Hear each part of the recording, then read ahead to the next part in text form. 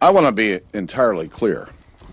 No one wants to default on the full faith and credit of the United States government. And I'm convinced that we will not.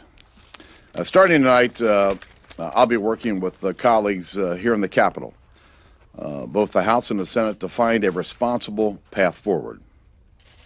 And I have confidence in the bipartisan leaders of the Congress that can come together and to ensure that we have an agreement that will allow the country to avoid default and meets the principles that we've outlined. Spending cuts that must be greater than the increase in the debt limit, and no tax increases. The discussions we've had with the White House have broken down for two reasons. First, they insisted on raising taxes. We had an agreement on a revenue number that we thought we could reach based on a flatter tax code with lower rates and a broader base that would produce more economic growth, more employees, and more taxpayers, and a tax system that was more efficient in collecting the taxes that were due the federal government. And let me just say that the White House moved the goalpost.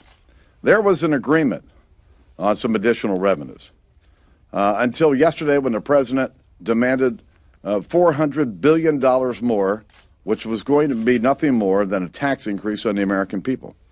And I can tell you that Leader Cantor and I were very disappointed in this call for higher revenue. But secondly, they refused to get serious about cutting spending and making the tough choices that are facing our country on entitlement reform. So that's the bottom line. I take the same oath of office as the President of the United States. I've got the same responsibilities as the President of the United States. And I think that's for both of us to do what's in the best interest of our country. And I can tell you that it's not in the best interest of our country to raise taxes during this difficult economy, and it's not in the best interest of our country to ignore the serious spending challenges that we face. Now, I want to say this is a serious debate. And it's a debate about jobs, and it's a debate about our economy, and frankly, it's also a big debate about the future of our country. You know, until recently, the president was demanding that the Congress increase the debt limit with no strings attached. Matter of fact, the Treasury Secretary sent me a letter 2 days after we were sworn in January, demanding that we give him a clean increase in the debt limit. I immediately responded and told the Treasury Secretary that the American people would not tolerate a clean increase in the debt ceiling unless there were serious spending cuts attached and real reforms to the way we spent the American people's money.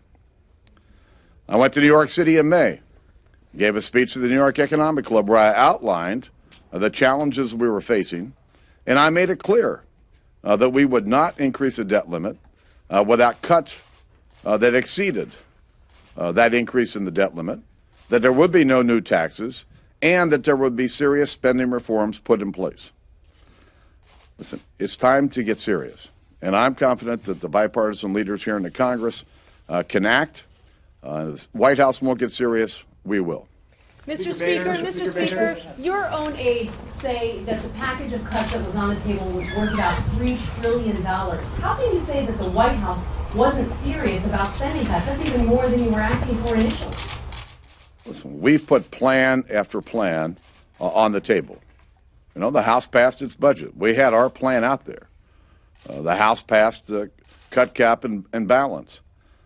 Never once did the president ever come to the table with a plan. It was always, we were always pushing. And, you know, when you get into these negotiations, sometimes it's good to back away from the tree and take a look at the forest.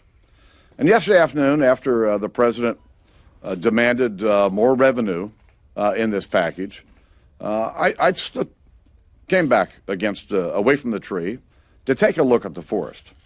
I spent most of the morning and afternoon consulting with my fellow leaders, members of our conference, and others about the way to go forward. And I've just want to tell you what I said several weeks ago. Dealing with the White House is like dealing with a bowl of Jell-O. I'm not going to get into the partisan sniping that we heard earlier.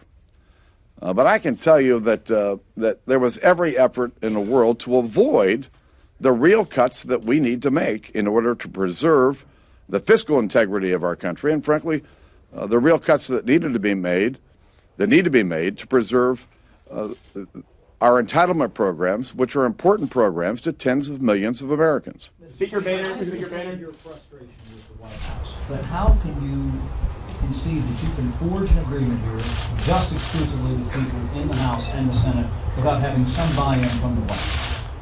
I think that we can work together here on Capitol Hill to forge an agreement, and I'm hopeful that the president will work with us on that agreement. So just to President Obama said that you did not return his phone calls.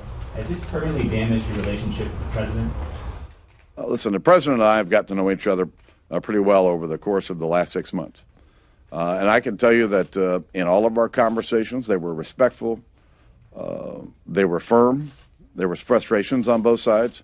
But I don't believe that our relationship is permanently damaged. But it sounds like The president has invited you to the White House tomorrow morning. Are you going to go? Yes, ma'am. So, do you trust the president? I mean, you spent weeks negotiating with him. You can't come to any sort of agreement on this. I mean, you say he backed away from an offer he made. Do you trust him as a negotiator? I do trust him as a negotiator, but you have to understand that every step of this process was difficult. You know, there's a reason why we have two political parties. There's a reason why the president and I come from different political parties. The president believes in the size of government, in more taxes from the American people. Listen, every weekend when I'm not stuck here in Washington, D.C., I'm out somewhere in America, and I'm out around my district. And I run into people, small business people, who don't understand why they pay the taxes they pay, don't understand all the regulations that are coming out of Washington, impeding their ability to grow their business and to hire more people. And when you boil all of this down, yes, we've got to save the fiscal future for our country, but we've got to get our economy going again. And we've got to give people confidence in our economy. And the way to do that is to have real spending cuts now.